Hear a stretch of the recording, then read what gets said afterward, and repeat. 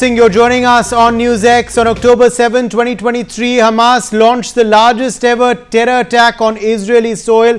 The Palestinian organization, considered a terror group by the EU and the US, had stormed through the security fence separating Gaza and Israel in the early morning, killing 1,189 people, including 815 civilians, wounding 7,500 and taking 2,151 hostage. In response to the attacks, Prime Minister Benjamin Netanyahu declared war on Hamas, vowing to inflict an unprecedented price. As Israel launched airstrikes in Gaza, thousands of people gathered for the first emotional commemorations marking the anniversary of Palestinian militant group Hamas's October 7, 2023 attack on Israel. The first candlelight vigils, memorials and marches to mark the anniversary were held in cities ranging from Tel Aviv to London, Paris and Berlin. Since then, Israel, which had been concentrating on its war against Hamas in Gaza, has escalated recently its attacks on Hezbollah, a powerful militant group in southern Lebanon. Joining us at this point live is Tal Hurtuf, tour guide and survivor of the Hamas machete attack and a survivor of the October 7th attacks which took place last year. Tal Hurtuf, thank you for being with us today on this extremely somber occasion, this grim day, this very sad anniversary that is of course being commemorated today. What are your thoughts as you look back on that day in 2023?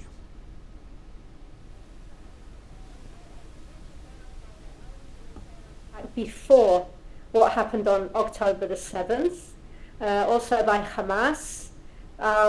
What are my thoughts for today? Well, considering that I've been there, done that, so to speak, I do have a certain amount of ability to identify with some of the people who survived these atrocities. Israel itself has been, it's been a very subdued day. I still think, there was a Holocaust survivor who wrote that when he was trying to describe his experience in the Holocaust, he said, there's not a language for this. And as I've been watching social media and I've been watching Israeli TV, how they commemorate the start of this war, and by the way, we're still in it, we're not even post-trauma, we're traumatized still. I realize that people are fumbling around for words because language hasn't created the necessarily vocabulary that we need for these kind of events, that they defy human comprehension. So I think that also contributes a lot to a lot of the people that I meet or speak with. There's very little to say. We're still in that stage, and I don't think we'll ever quite truly believe it. We'll function, because that's been my experience. I cognitively understand what happened to me, but there's always been a little bit of, even though these years later, like, did that really, really happen? And I think what's true on the personal level is also true on the collective level. And in that sense, that's a blessing, because it means that you just have to buckle down and get on. And that's also one of the positive things I've seen throughout this day. I've heard so many stories of heroism. I've heard stories of people who had their loved ones murdered, and they're talking about rebuilding families.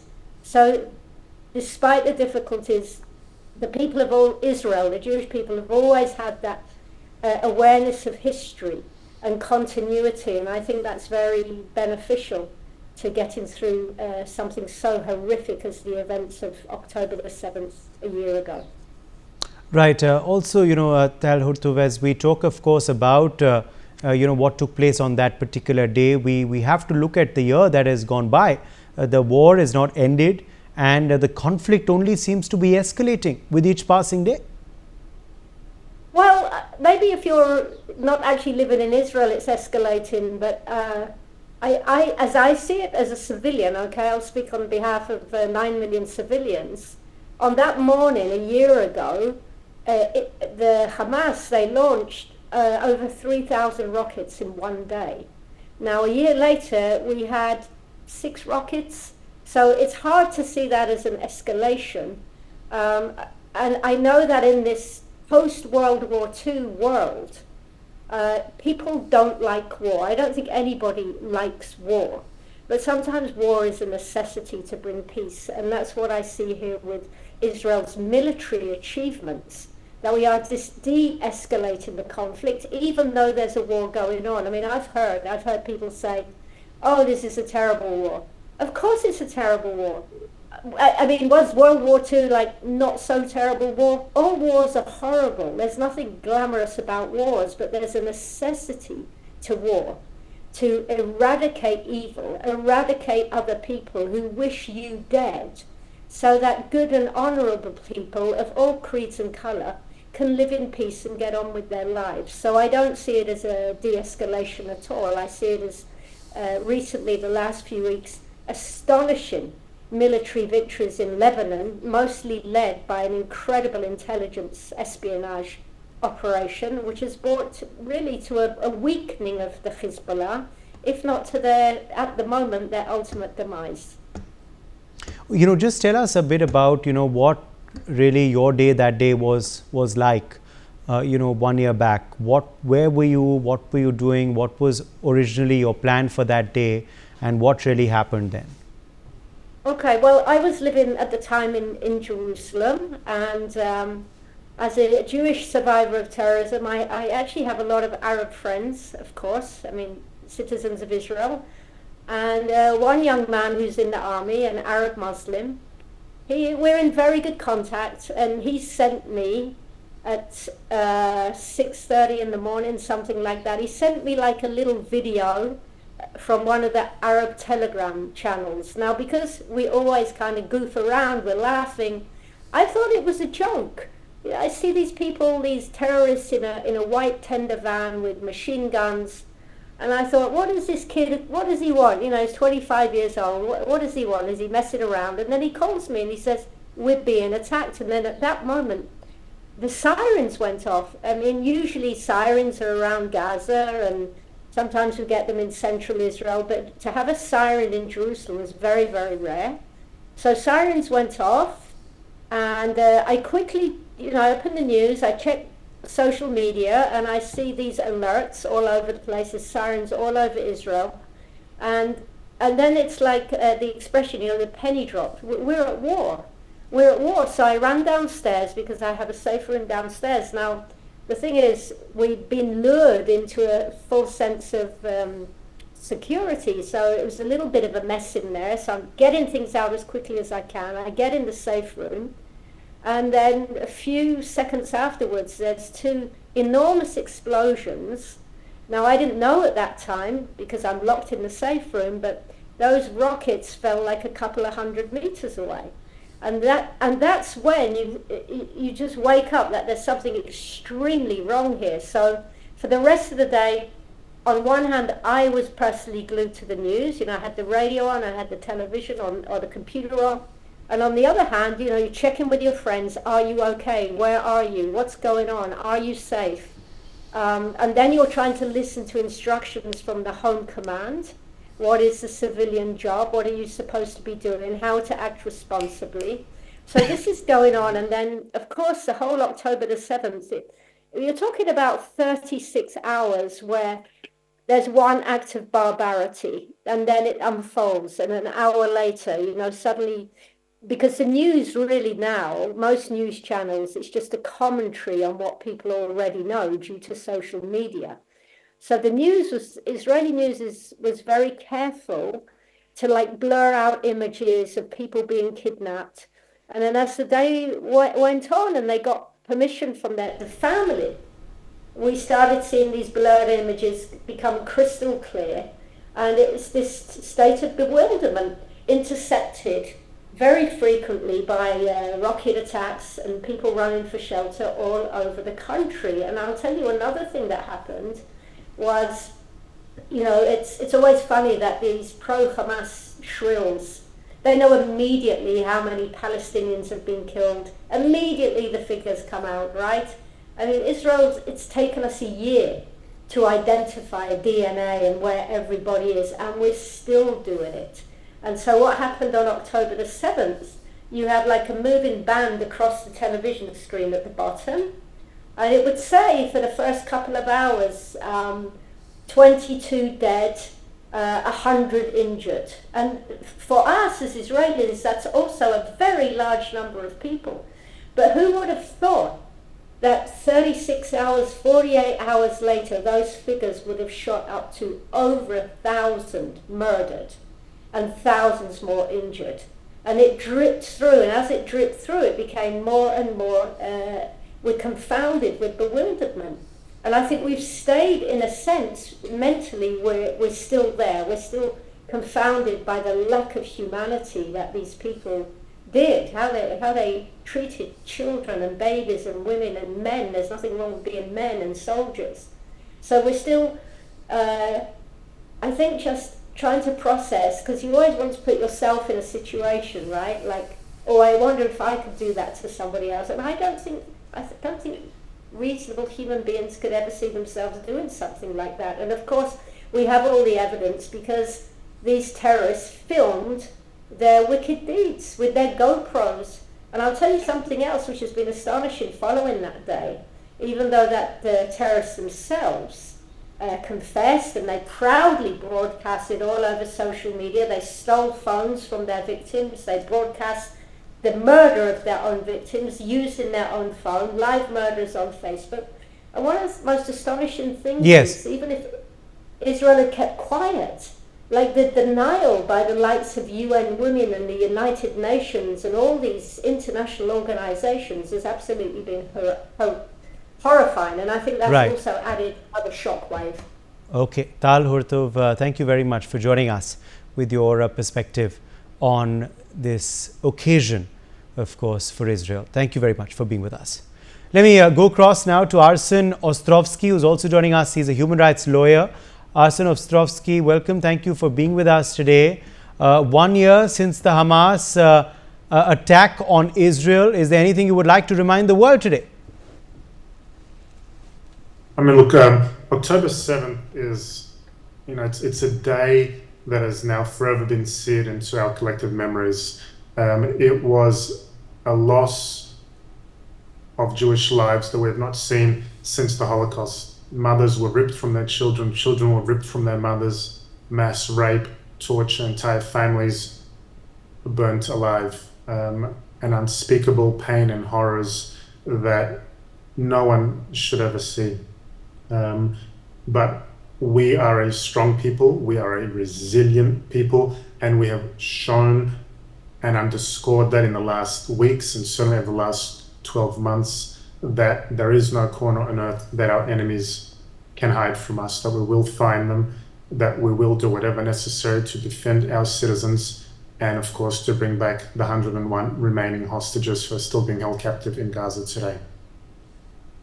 What were you doing when the Hamas terrorists entered Israel on the 7th of October? I was asleep with my family. It was 6:28, 6:29, sorry, in the morning. We were in Tel Aviv at the time. We heard the red alert sirens, and we have two small children. I ran to grab one of my children from her crib. My wife grabbed the other one, and we ran to a bomb shelter, like millions of other families across Israel. And we have had to do that repeatedly throughout the last year. I've lost count how many times we've had to spend in a shelter, and that of course pales in comparison to what our brothers and sisters and countrymen in the south and now of course in the north have had to endure over the course of the last 12 months. It has been certainly a harrowing experience as a father, as a human being, having to try and explain to your children who are asking you, why are they shooting at us? Why do they not like us? It's no question that any parent should have to answer. Yes. How different is life today in Israel than what it was a year ago? Well, changed. On October 7th, everything for us changed. But in as fast as, I think that the world moved on, for us, for Israelis, we're still on the morning of October 7th, 2023, 12 months ago. And we will be there for as long as it takes to defeat Hamas, to ensure that this kind of heinous terror, wanton murder, massacre never occurs.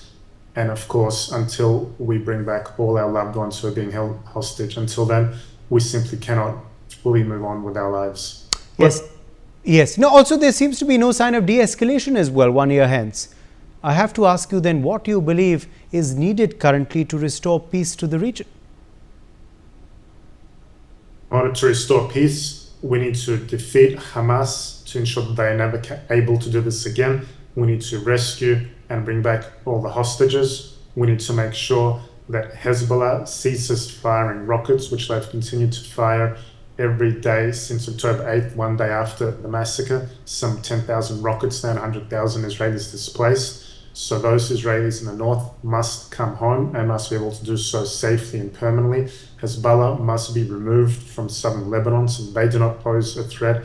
And I think ultimately the Islamic Republic of Iran must understand loudly and clearly, not only from Israel, they will understand it from us, they have understood it from us, but they must also understand it from the West, from the entire international community and from the world, that they cannot continue to inflame the situation, that they cannot continue to fight Israel not only through their proxies, but directly through firing ballistic missiles at us, sending the entire nation into bomb shelter. Until these elements are understood and until Iran ceases meddling and until Iran ceases fueling the flames of this conflict, this hatred, this terror, this violence, we will not see peace. Only after that understood can we actually find some semblance of hope, I believe. What do you believe should be India's role then in re-establishing peace to the region?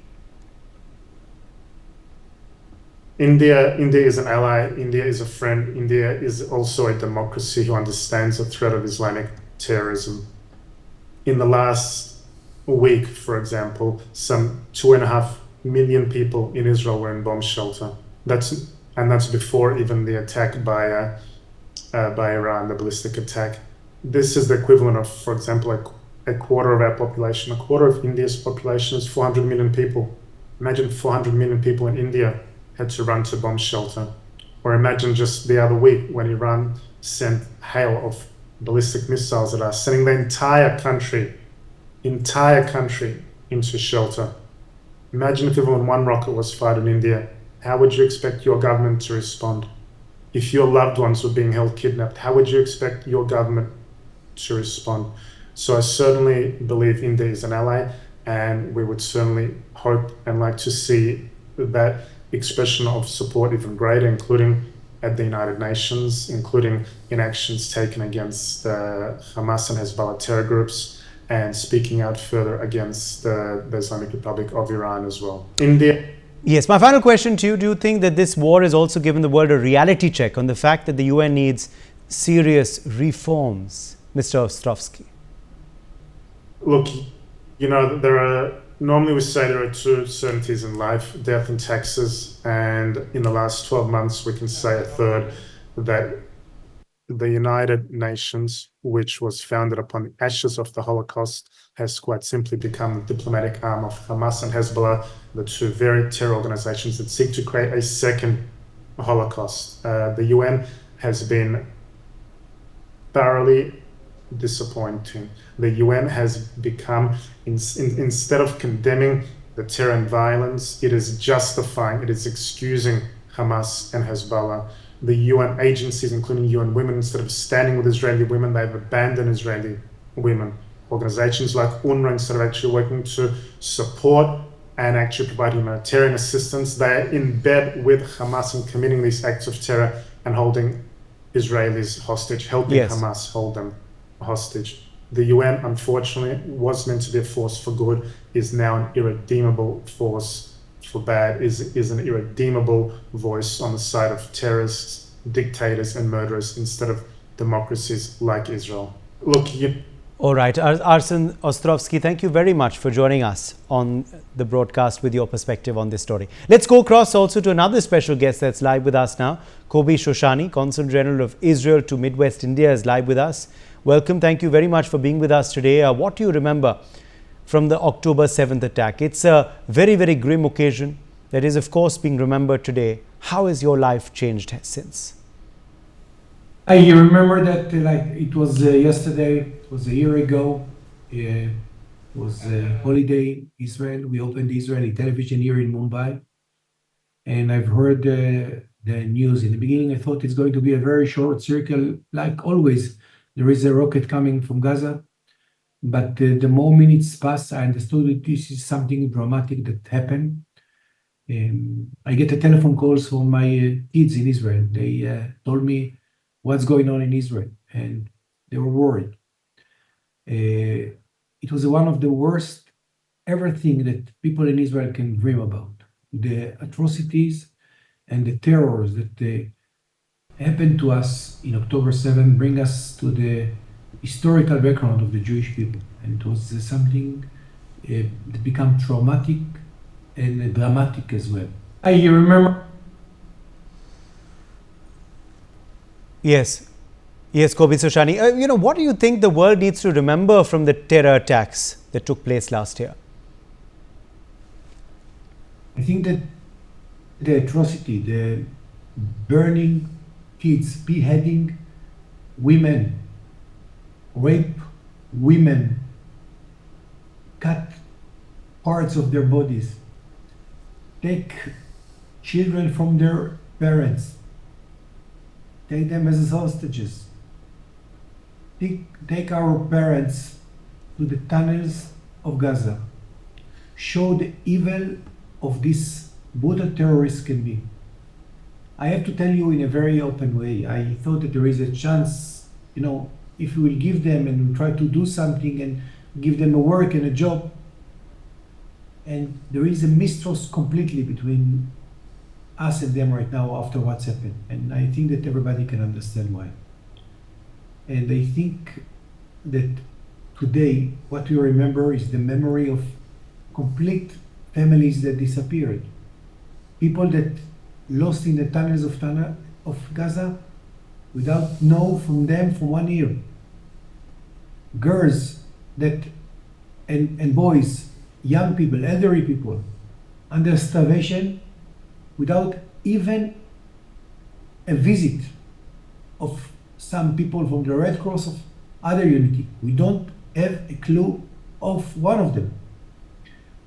It showed the brutality of a human being can be. And what we saw, the atrocities in Israel a year ago, learn and teach us also a lesson who is standing in front of us. Yes. Why do you believe that Iran, feels that this war has been Iran's from day one? It's a very complicated answer. I try to simplify it this way or another. I think that Iran didn't want to be part of this war. That's my assumption. And after a day, Iran sent their proxy, Hezbollah in Lebanon, and some of the other proxies that she has built and created in the recent years to target Israeli cities and industries. It's happened in the Red Sea and it's happened in the northern part of Lebanon. But I think that they understand that they made a big mistake. They understand that they make a mistake, and the connection that they made between Gaza and Lebanon was, in my point of view, the biggest mistake that they made, because they didn't understand or underestimate the Israeli determinants to cut it down. And I think what's happened in the recent month in Lebanon show to Iran that the thousands of billions of dollars that they sent to Lebanon to attack Israel disappeared. The leadership of Hezbollah disappeared. All their investment, military investment, to target Israel is in a big failure.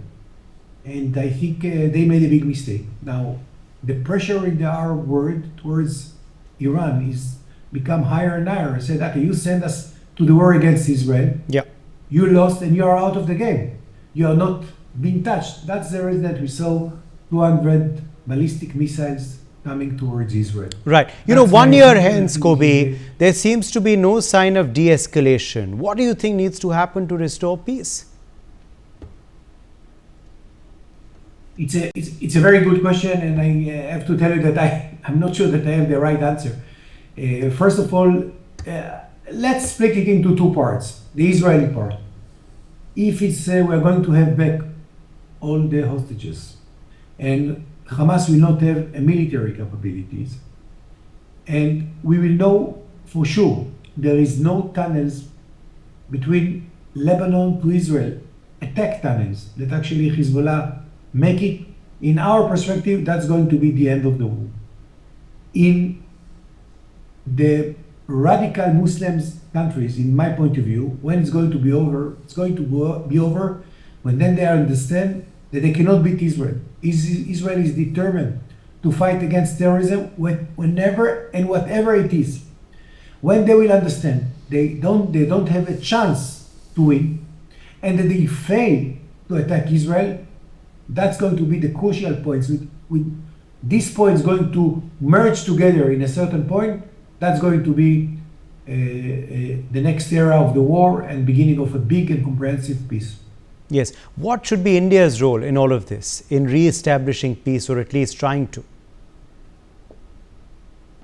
Definitely, India, with a very good connection she has in Israel and definitely in other countries in the Middle East, playing a very important role. And you are going to play a very important role. You are a superpower that has a lot of respect all over. You have a huge industry and fantastic young generation, and respected in all sides. I think that the role of India in the day after the war, going to be crucial, along with the United States and some European countries. We are going, I think, to build the Middle East in a completely different way, for the benefit of the entire region, for the benefit of the Islamic world, for the benefit of the people of Lebanon and Gaza. And I think that India has not important role, extremely important role in that perspective. Okay, my final question then to you, is there any change of stance from Israel on the two-state solution? I tell you frankly, and I think that I mentioned it in the beginning, there is a question of mistrust right now. After what's happened in October 7th, I think that in my perspective, I don't think that the public opinion in Israel trusts the other side. The atrocities, the rape, burning kids, beheading our parents, the hostages, it's a question of right time to rebuild confidence and trust between us and some of our neighbors. I'm optimistic in my perspective, and I think that it will be, but it will be after understanding of the Palestinian, definitely, and I think some of the radical Muslim countries, that Israel she has a right to exist, and definitely it's a permanent point in the map or in the Middle East. And I think when they will understand that they cannot prevail, that's going to be the gate for the peace.